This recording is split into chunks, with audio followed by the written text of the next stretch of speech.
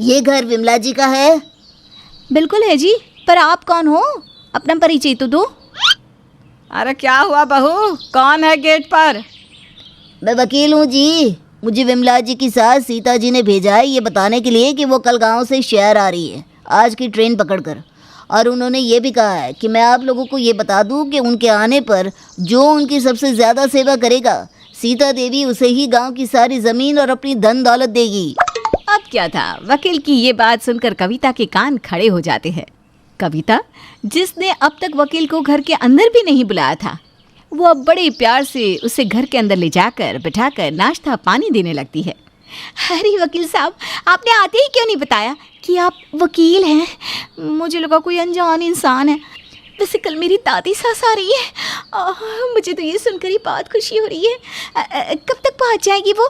दरअसल ना मैं सोच रही थी क्यों ना मैं अपनी दादी सास को खुद लेने के लिए जाऊं। मैडम, वो तो आप अपनी दादी सास को फ़ोन करके भी पूछ सकती हैं। वैसे मुझे ना लेट हो रहा है, मुझे सीता जी की दूसरी बहू कमला जी के घर भी जाना है। अब वकील विमला के घर से कमला के घर जाता है और वहाँ जाकर सीता के आने की खबर सुनाता है। अपनी सास के आने की खबर सुनकर कमला खुश होती है, पर अपनी खड़ूस बहू को देखकर उदास भी हो जाती है। पर जब कमला की बहू काजल को पता चलता है कि गांव में दादी सास के पास इतनी सारी ज़मीन है तो वो भी अच्छे बनने का ढोंग करती है। अब अगले दिन सीता अपनी बड़ी बहू विमला के घर आती है। माँ जी, आप आने से पहले हमें बता देती, हम आपके आने का बंदोबस्त कर देते हैं, या मैं आपके बेटे को ही भेज देती आपको लेने के लिए। अब बिना बताए अचानक आ गई। बिना बताए अचानक? अरे बड़ी बहू, क्या मेरा वकील आकर तुम्हें संदेशा देकर नहीं गया कल? खैर, तुम दोनों बहू तो मुझे गांव में अकेला छोड़कर शहर आ गई, अपने बच्चों के साथ बस गई। अरे नहीं नहीं माँ जी, ऐसा नहीं है। आप तो जानती है ना, हम दोनों देवरानी जेठानी हमेशा से आपकी कदर की है, पर समय और हालात कुछ ऐसे हो गए कि हम दोनों को यहाँ आना पड़ा। और जब से हमारे बच्चों की शादी हुई है ना, तब से हम दोनों देवरानी जेठानी भी एक दूसरे से अलग हो गए हैं। सब जानती हूँ बहू, पर क्या करूँ, अब मेरे भी मरने के दिन नज़दीक आ गए, तो मैंने सोचा क्यों ना मैं भी अपनी बहू के नज़दीक आ जाऊँ। तुम दोनों बहू ने अपने घर में दीवार खड़ी कर दी, बस यही वजह है। अब तो जो मुझे खुश करेगी मैं अपनी सारी धन दौलत उसी को दूंगी। पर मैं चाहती हूँ कि तुम चारों एक रहकर मेरी सेवा करो। अरे दादी, आप ऐसा क्यों कह रही हैं? अभी तो आपकी पोती की बहुएं हैं, आपको उनसे सेवा करवानी है, और आप इतना दुखी क्यों होती है? अरे घर की दीवार को देखकर ये तो दीवारें हैं, गिर जाएंगी, फिर आपके दोनों बेटे पहले की तरह एक साथ रहेंगे। मैं तो वैसे भी नहीं चाहती थी कि घर का बंटवारा हो, पर कमला चाची ना बहुत ही बेकार औरत है, और उनसे भी बेकार उनकी बहू।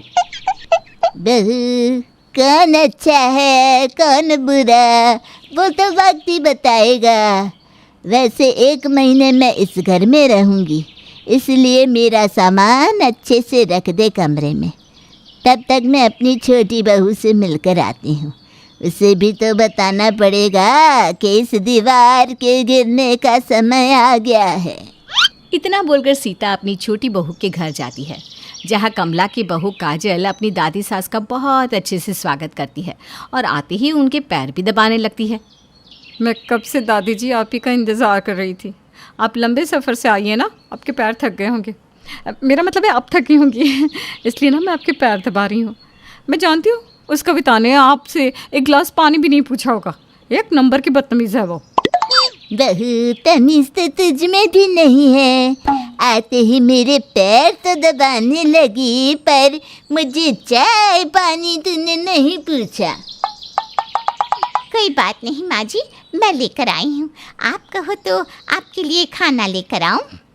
देख बहू, मैं तो कुछ ही दिन की मेहमान हूँ, इसीलिए सोच रही हूँ जब तक मैं यहाँ हूँ तुम दोनों देवरानी जेठानी अपने घर की इस बीच की दीवार को ख़त्म कर दो, ताकि मैं अपनी दोनों बहुओं से सेवा करवा सकूं और फैसला कर सकूं कि कौन सबसे ज़्यादा जिम्मेदार है, जिसे मैं अपनी धन दौलत देकर जाऊं। पर माँ जी ये दीवार। ये दीवार, दादाजी इस दीवार की चिंता मत कीजिए, मैं कल ही आपके पोते से कहती हूँ इस दीवार को गिरा दे। वैसे वो कविता से ही औरत तो नहीं है, पर आपके लिए मैं इतना तो कर ही सकती हूँ। काजल और कविता दोनों ही लालची थी।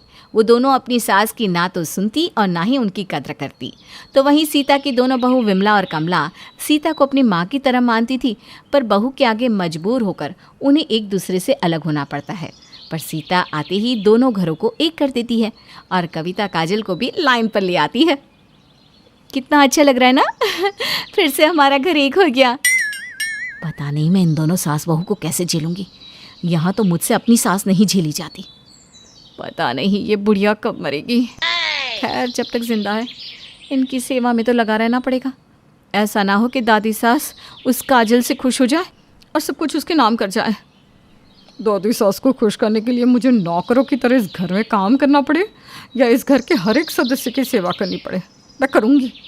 कुछ ही दिनों की तो बात है, बस एक बार बुढ़िया मुझसे खुश हो जाए फिर तो मैं इस घर की रानी बन जाऊँगी। अरे अजब बहू हो तुम दोनों, मेरे सामने खड़ी होकर मन ही मन मुस्कुरा रही हो। ज़रा भी शर्म नहीं आ रही अपनी सास से काम करवाते हुए। अरे क्या फ़ायदा है दो दो बहू होने का। बेचारी मेरी बहुएं घर का काम कर रही है। अरे जाओ जाकर अपनी सास की मदद करो और मेरी बहू को इधर भेजो। क्या हम घर के काम करें? क्यों नहीं दादी, मैं हूँ ना, मैं अकेले सारा काम कर लूँगी। चाची जी आप क्यों बर्तन धो रही है मेरे और दीदी के होते हुए? और माँ जी आप कपड़े छोड़ दीजिए, हम दोनों मिलकर सब काम कर देंगे। आप ना दादी जी के पास बैठिए। कविता और काजल अपनी दादी सास की नज़र में अच्छा बनने के लिए घर के सारे काम करती है और साथ ही साथ अपनी दादी सास के साथ अपनी सास का भी ख्याल रखती है। अपनी बहू का अच्छा होने का नाटक देखकर विमला और कमला को बहुत अजीब लगता है, पर उन्हें अच्छा भी लगता है क्योंकि दादी सास के आने के बाद धीरे धीरे उनकी बहुएं सुधर जो रही थी। अरे काजल बहू, कविता बहू, क्या कर रही हो दोनों? क्या हुआ दादी जी, आपके सर में दर्द है, पैर में दर्द है, दवाई खाने का समय हो गया क्या, या फिर कुछ खाने का मन हो रहा है? कहीं आपको घबराहट बेचैनी तो नहीं हो रही? डॉक्टर को बुलाऊं? आप ठीक तो है ना? अरे अरे सांस भी ले ले, मैं बिल्कुल ठीक हूँ। अभी नहीं आया मेरा बुलावा, जितनी जल्दी तू मुझे विदा करना चाहती है। मैं तो बस ये कह रही थी कि मैं अपनी दोनों बहुओं के साथ शॉपिंग करने जा रही हूँ। मेरे पोते से कुछ पैसे मांग लिया जा।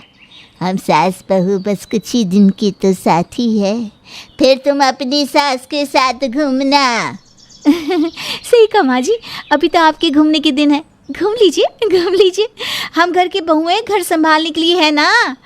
वैसे भी जब से आप घर में आई हैं हमें तो बहुत खुशी हो रही है, और आज से पहले हम इतने प्यार से एक साथ कभी रहे ही नहीं है। बहू ऐसे ही घर नहीं चलता, रिश्ते बना के रखने पड़ते हैं। थोड़ी बातें सुननी पड़ती है, बर्दाश्त करनी पड़ती है, तब जाकर रिश्ते बनते हैं। अच्छा मेरी प्यारी बहू, चलो दोनों फटाफट तैयार हो जाओ। जी माँ जी आपने बिल्कुल सही कहा। अब आप नहीं चाहते कि आप कहीं भी अकेले जाओ। बहू जाने वालों को भला कौन रोक सकता है। और वैसे भी मुझ बुढ़िया के पास एक घर ही तो है गांव में। अगर मैं सारी ज़िंदगी यहाँ रह गई तो उस घर पर कोई कब्ज़ा कर लेगा, इसलिए अगले हफ्ते मुझे गांव जाना पड़ेगा। पर मौका मिलते ही दोबारा आऊँगी। हाँ सीता की ये बात सुनकर काजल और कविता के होश उड़ जाते हैं। वो दोनों अपनी दादी सास से कहती हैं, क्या गांव में आपका एक छोटा सा घर है बस, और अगले हफ्ते आप गांव जा रही हैं? पर आपके वकील ने तो कहा था कि आपके पास बहुत सारी धन दौलत है और आप जिसकी सेवा से खुश होंगी आप उन्हें अपनी धन दौलत दे देंगी। हाँ तो मैंने झूठ क्या बोला? मेरा परिवार ही मेरा असली धन दौलत है। मेरी बहुएं फिर से एक साथ हो गई, अब मुझे क्या चाहिए? मैं तुम दोनों से ही बहुत खुश हूँ, इसलिए मैं अपनी बहू की खुशियाँ और इस घर की सुख शांति धन दौलत के रूप में तुम दोनों के हाथ में देकर जा रही हूँ। पहले मेरी बहुओं ने घर संभाला अब मेरी बहू की बहू घर संभालेगी, इसीलिए जैसे रहती आ रही हो वैसे ही रहना मेरे जाने के बाद भी। सीता की बातें सुनकर काजल और कविता के तोते उड़ जाते हैं, पर उन्हें अब सीता की बात समझ में आ जाती है।